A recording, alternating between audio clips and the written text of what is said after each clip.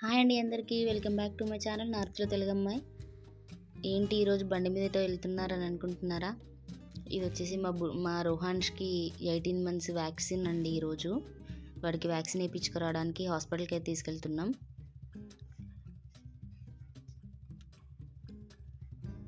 ఇంకా బైక్ మీద వెళ్ళేటప్పుడు అట్లా చిన్న చిన్న వీడియో క్లిప్స్ అయితే తీశాను, మా చుట్టుపక్కల సరౌండింగ్స్ ఎట్లున్నాయని చెప్పేసి. ఇదైతే కాంప్లెక్స్, ఇక్కడ అన్నీ దొరుకుతాయి.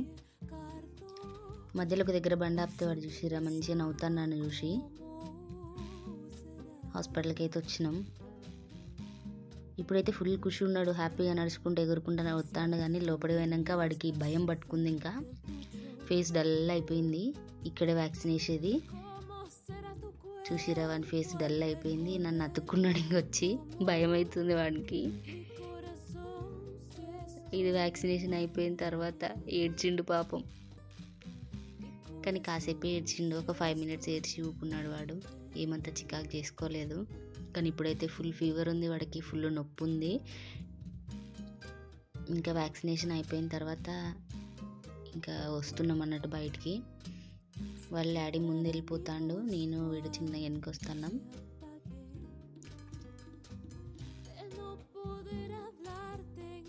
ఇంకా తర్వాత కాసేపు అట్లా బయటికి వెళ్ళినాం. ఇది గురుద్వారా ఇక్కడ పంజాబ్లో.